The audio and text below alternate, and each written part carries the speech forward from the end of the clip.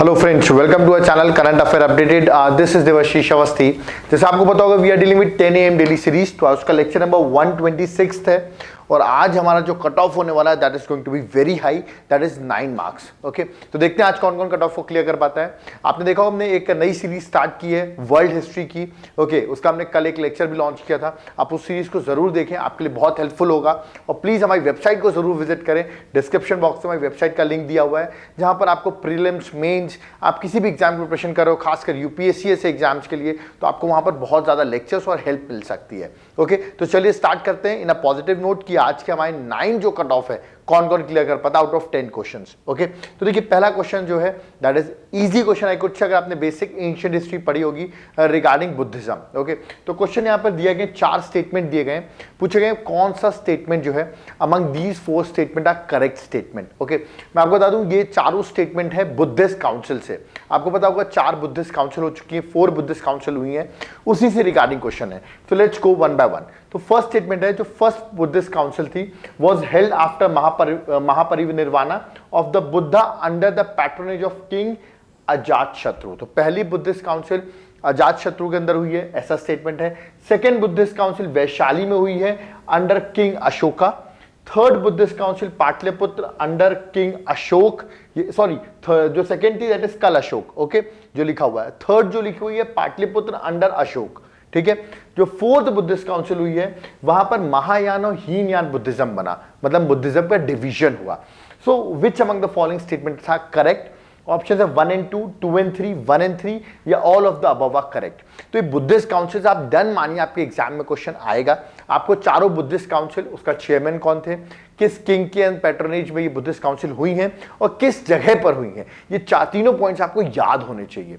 Okay, यहां पर एक फोर्थ पॉइंट, एक और एड ऑन पॉइंट है that is division of Buddhism, Mahayana और हीनयान भी हुआ है ऐसा फोर्थ बुद्धिस्ट काउंसिल में। तो बता दो चारों ही स्टेटमेंट करेक्ट है। रिमेंबर इसका correct answer option number D है, दैट इज 1, 2, 3 and 4। रिमेंबर अगर आपको इसका डिटेल चाहिए तो मैंने यहां पर एक डायग्राम बना रखा है, ये टाइम पीरियड दिया हुआ है। यहां पर किस किंग के टाइम पर हुआ था, that is first Buddhist council Ajatashatru, second Kalashoka, third Ashoka, fourth Kanishka. Okay, और उस टाइम पर याद रखिएगा जो उस टाइम पर वेन्यू थे, फर्स्ट बुद्धिस्ट काउंसिल का राजगृह, सेकंड वैशाली, थर्ड पाटलिपुत्र और fourth Kundalvan, very famous, that is at Kashmir. Okay, और उस टाइम पे चारों बुद्धिस्ट काउंसिल में चेयरमैन कौन कौन रहे हैं? पहले में महाकश्यप, याद रखिए, Sabakami, Moggaliputta Tissa. Okay, and fourth is Vasumitra. Okay, so these are the 4 chairman which were in the fourth Buddhist council. और याद रखिए फोर्थ बुद्धिस्ट काउंसिल में ही डिवीजन ऑफ बुद्धिज्म हुआ है। बुद्धिज्म 2 सेक्ट में डिवाइड हो गया था, Hinayana Buddhism and Mahayana Buddhism. Okay, इसका हम डिटेल आप हमारे एंशिएंट हिस्ट्री के लेक्चर्स में देख सकते हैं और उसके लिए आप हमारे अपडेटेड लेक्चर्स को जरूर देखें। डिस्क्रिप्शन बॉक्स में वेबसाइट का लिंक दिया हुआ है, वेबसाइट पर विजिट करें जहां पर आपको अपडेटेड एंशिएंट हिस्ट्री के लेक्चर्स मिल जाएंगे। ओके, तो यहां पर correct answer option number D था। ओके, चलिए आगे बढ़ते हैं। नेक्स्ट क्वेश्चन डायरेक्ट क्वेश्चन है, ग्लोबल राइट इंडेक्स। ये ग्लोबल राइट इंडेक्स कौन रिलीज करता है? हर बार की तरह मैं कोई ना कोई रिपोर्ट, कोई ना कोई इंडेक्स पूछता हूं आपसे, कौन रिलीज करता है, that is very important.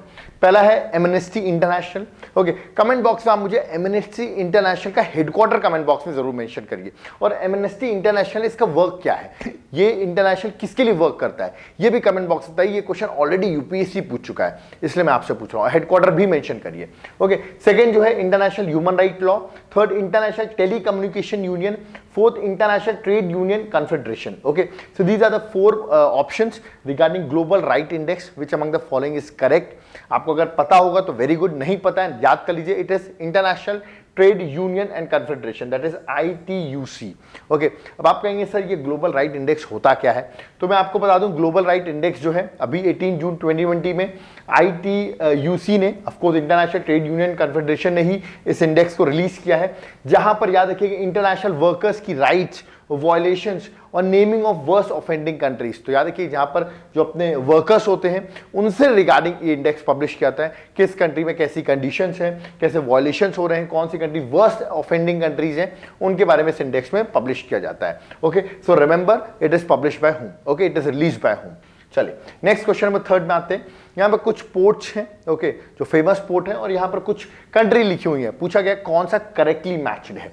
Okay, पहला पोर्ट है, याद रखिए क्या क्यूप्यू कोट, अब इसका प्रोनाउंसिएशन आप देख सकते हैं, क्या क्यूप्यू कोट पोर्ट है ये, ठीक है, आई थिंक यही प्रोनाउंस करेंगे, क्या कैप्यू पोर्ट, ठीक है, कैप्यू पोर्ट है, ओके, और कंट्री लिखी हुई है ईरान, ओके। सेकंड है Gwadar port, that is Pakistan, और थर्ड इज हम्बनटोटा पोर्ट, याद रखिएगा Sri Lanka. So these are the 3 options पूछा गया है, कौन सा करेक्टली मैच्ड है, ओके। तो आई थिंक गोदार पोर्ट के बारे में, गोदार पोर्ट तो बहुत फेमस पोर्ट है, आपने शायद सुना होगा, यस इट इज लोकेटेड इन पाकिस्तान। और हम्बनटोटा पोर्ट भी बहुत फेमस है, yes it is located in Sri Lanka. But याद रखिए नाम से ही लग रहा है ये ईरान का नहीं होगा, ठीक है, इट इज लाइक चाइना या कोरिया या तो म्यांमार, ऐसी कंट्रीज का पोर्ट लग रहा है, नाम पढ़ के ऐसा लग रहा है। Yes this port is located in Myanmar, not in Iran, याद रखिएगा, ठीक है। ईरान में एक बहुत फेमस पोर्ट है, आपको बताना है, इंडिया उसको बिल्ड कर रहा है, वो पोर्ट कौन सा है या आप मुझे कमेंट बॉक्स में बताइए, बहुत ही फेमस पोर्ट है। तो यहां पर करेक्ट आंसर 2 और 3 that is option number B, okay. और ये जो है कैप्यू पोर्ट जो मैंने अभी आपको बोला है, ये पोर्ट याद है कि म्यांमार में है, और इस पर डिबेट इसलिए क्योंकि इस पोर्ट को चाइना 70% स्टेक जो है वो चाइना का है, okay, that is why it is important, okay, that is also reason 70% stake क्या है, चाइना का है, ओके। चलिए नेक्स्ट आता है question number 4, again regarding world geography question. This is very important question, अगर आपको वर्ल्ड ज्योग्राफी समझ में नहीं आई डिस्क्रिप्शन बॉक्स में जाइए, वहां हमने वर्ल्ड ज्योग्राफी के लेक्चर्स कवर किए हैं, ओके। तो पूछा गया है यहां पर कि कौन सी कंट्रीज, याद रखिएगा, are the part of horns of Africa, ठीक है, अफ्रीका की सींग जिसको अपन कह सकते हैं। तो हॉर्न्स ऑफ अफ्रीका में कौन सी कंट्रीज हैं, 4 कंट्रीज आती हैं विच आर वेरी फेमस, आपको उनके नाम भी याद होने चाहिए, ओके। यहां पर पूछा गया जिबूती, इथियोपिया, सोमालिया, इरिट्रिया। तो पूछा गया which among the following are the part of horns of Africa, मैं आपको दिखाऊंगा। अफ्रीका का हॉर्न अगर मैं बात करूं तो ये वाला जो पार्ट है, याद रखिएगा, this one, okay, that is north eastern part अपन कह सकते हैं अफ्रीका का, उसे कहते हैं हॉर्न्स ऑफ अफ्रीका। तो कौन सी कंट्री हॉर्न्स ऑफ अफ्रीका का पार्ट में आती है, 1 2 3 1 2 4 2 3 4 या ऑल ऑफ द अबव। तो याद रखिए चारों कंट्री ही पार्ट है हॉर्न्स ऑफ अफ्रीका के। मैं आपको मैप में दिखा देता हूं, कमेंट बॉक्स में आप ये चारों कंट्रीज की कैपिटल आप मुझे कमेंट बॉक्स में बताइए। देखिए आप इसको सर्च कर सकते हैं कि कैपिटल्स क्या है, एक बार गो थ्रू जरूर करिएगा। मैं चारों कंट्रीज के आपको लोकेशन दिखा देता हूं। Correct answer option number D है, देख सकते हैं, this is Somalia, this is Djibouti, this is Eritrea, this is Ethiopia. और यही जो 4 कंट्रीज है they become the part of horns of Africa, that is very important, okay. चलिए next question में आते हैं, दैट इज क्वेश्चन नंबर 5 और this mission is important. अभी एक मिशन इसका 2019 में न्यूज में था जो फेल हो गया, तो अब वही कंट्री इसका पार्ट 2 रिलीज करेगी 2024 में। Mission is eight moon, okay. Mission का नाम क्या है, याद रखिएगा, बेयरशीट मिशन, ठीक है। तो याद रखिएगा बेयरशीट 2 मिशन जो है, जो मून पे है, कौन सी कंट्रीज को एसोसिएट है, कौन सी कंट्रीज को लॉन्च करेगी। मैंने आपको पहले बताया जो बेयरशीट 1 मिशन था, जो फर्स्ट मिशन था वो फेल हो गया था 2019 में, बट अब उसका पार्ट 2 लॉन्च किया जाएगा जिसको लैंड किया जाएगा 2024 में। तो किस कंट्री से एसोसिएटेड है, मैंने हिंट दे दी आपको, चाइना, यूएसए, रशिया या Israel. This is very famous question, current affairs का क्वेश्चन है, याद रखिएगा। Correct answer option number D and that is Israel, okay. तो मैंने आपको बताया 2019 में फेल हो चुका है इनका फर्स्ट पार्ट, तो अब ये सेकंड 2024 में इस प्रोजेक्ट को लॉन्च करेंगे, याद रखिएगा। तो it aims at landing the unmanned craft on the moon in 2024, okay. चलिए नेक्स्ट क्वेश्चन में आते हैं, क्वेश्चन नंबर 6। क्वेश्चन नंबर 6 में यहां पर कुछ प्रोटेक्टेड एरियाज दिए गए हैं, यहां कुछ स्टेट्स दिए गए हैं, which among the following are correctly matched. पहला है दिब्रू साइखोवा, दूसरा केलादियो नेशनल पार्क, थर्ड है Bhagirathi eco sensitive zone. These are 3 important areas. Dibru Saikhowa में लिखा हुआ असम, केलादियो नेशनल पार्क में लिखा Arunachal Pradesh and Bhagirathi eco sensitive zone में लिखा Uttarakhand. So which among the following are correctly match, this is the statement. Dibru Saikhowa very famous, yes it is located in Assam. Bhagirathi eco sensitive zone, yes it is located in Uttarakhand. But जो Keladeo national park है, क्या बहुत famous national park है, I think जो राजस्थान से देख रहे होंगे इस वीडियो को, they know that this park is located where, that is in Rajasthan, not in Arunachal Pradesh. तो correct answer is option number C, that is 1 और 3। रिमेंबर ऐसे क्वेश्चन आते हैं, आपको याद रखने हैं, ऐसे ही स्टेटमेंट वाइज क्वेश्चन रहते हैं, यहाँ पे आपको सॉल्व करना है, ओके। तो करेक्ट आंसर यहाँ पे ऑप्शन नंबर सी है, ओके। नेक्स्ट क्वेश्चन नंबर 7 में आते हैं, regarding Indian polity. Indian polity एक इंपॉर्टेंट पार्ट है, याद रखिएगा। अपडेटेड लेक्चर्स पॉलिटी के बहुत इंपॉर्टेंट है जो हमारी वेबसाइट पे हैं, क्योंकि जो ओल्ड लेक्चर्स उसमें कुछ चीजें अपडेट नहीं हो पाई है, जैसे कि ये क्वेश्चन एनएचआरसी, ओके। आपको पता होगा 2019 में एनएचआरसी में अमेंडमेंट हुआ है, क्वेश्चन उसी के रिगार्डिंग मैंने यहाँ पर पूछा है, नेशनल ह्यूमन राइट कमीशन के regarding. Which among the following statement is correct. पहला स्टेटमेंट है, ये एक स्टैट्यूटरी बॉडी है NHRC, okay, and formed under protection of human right act 1993, okay. Second statement है इसका जो चेयरमैन होता है एनएचआरसी का, it is appointed for 6 year और till the age of 72 years whichever is earlier. Okay, तो कौन सा स्टेटमेंट करेक्ट है? 1 करेक्ट, 2 करेक्ट, बोथ करेक्ट या दोनों ही स्टेटमेंट रॉन्ग है? आंसर देने से पहले एक पॉइंट तो आपको पहले मुझे बताना पड़ेगा, अभी एनएचआरसी का चेयरमैन कौन है, या आप मुझे कमेंट बॉक्स में बताइए, who is the chairman of NHRC. याद रखिएगा, जो मैं आपसे क्वेश्चंस पूछता हूं उसको कमेंट बॉक्स में जरूर बताया करिए, क्योंकि इससे आपकी नॉलेज क्या है बढ़ती जाएगी, आप रिवाइज करते जाएंगे और आपको देखिएगा फाइनल कभी आप जब एग्जाम देंगे आपको बहुत हेल्प मिलेगी जो आप कमेंट्स करते हैं। ओके, तो प्रेसिडेंट चेयरमैन जरूर कमेंट करिए, who is the present chairman of NHRC.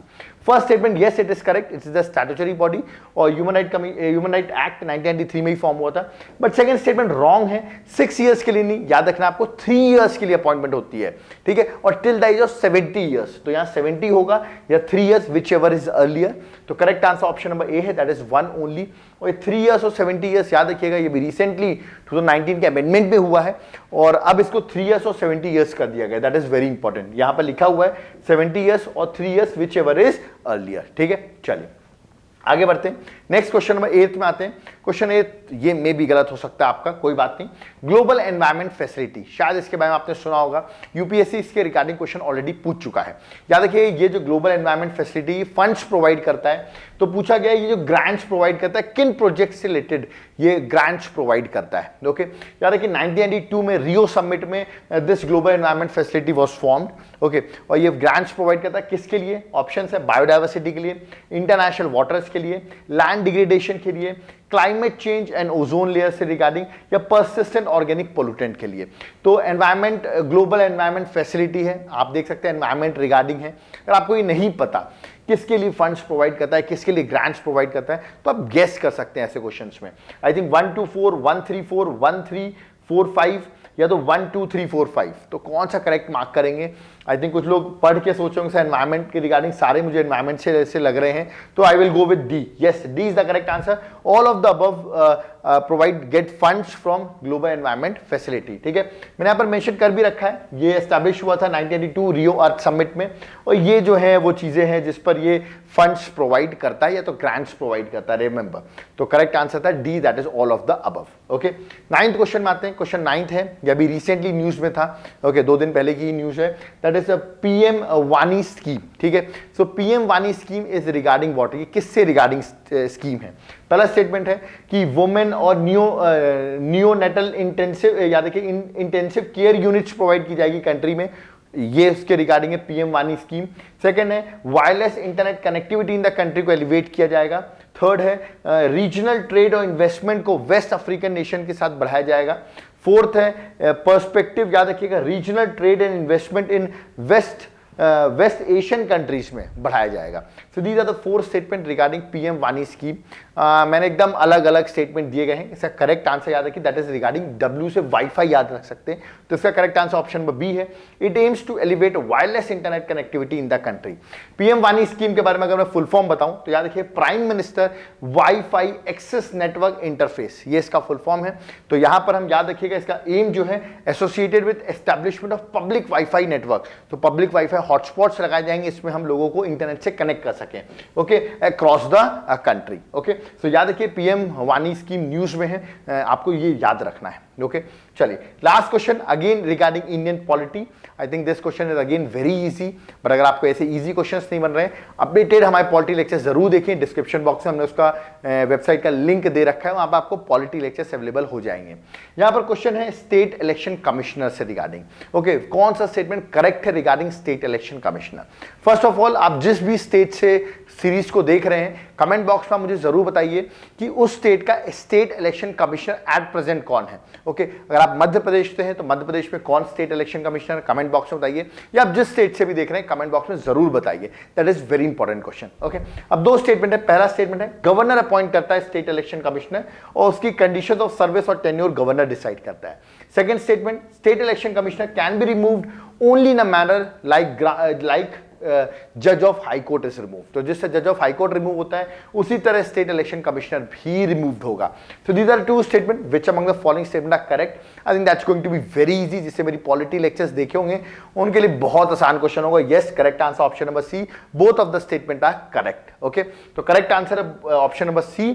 और आई थिंक ये मैं ऑलरेडी पढ़ा चुका हूँ, इसका हम डिस्कस ज्यादा करने की जरूरत है नहीं। ओके, और कट ऑफ जो था 9 मार्क्स, आई होप 9 नहीं तो स्टिल आप आसपास उसके जरूर पहुंचे होंगे और you will get lots of knowledge by our series.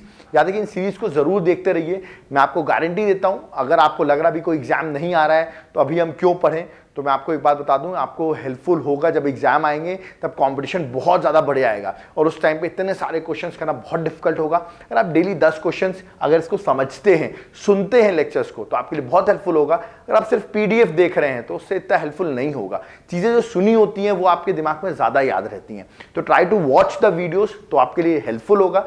15 minutes के लेक्चर्स रहते हैं, that is very easy to watch. तो आप उन लेक्चर्स को देख सकते हैं, आपके एग्जाम में जरूर हेल्पफुल होगा। और जब एग्जाम में हेल्पफुल होगा तब आपको उसका यूटिलिटी समझ में आएगी। ओके, इसकी पीडीएफ आपको चाहिए होगा, डिस्क्रिप्शन बॉक्स में हमने व्हाट्सएप नंबर दिया हुआ है, यहाँ पर भी नंबर दिया हुआ है, आप व्हाट्सएप कर सकते हैं और इसकी पीडीएफ लेक्चर्स की अवेल कर सकते हैं। ओके, तो मैंने आपसे क्वेश्चन पूछे, जरूर कमेंट बॉक्स में बताइए। कोई डाउट क्वेरीज है वो भी आप कमेंट बॉक्स में कमेंट कर सकते हैं।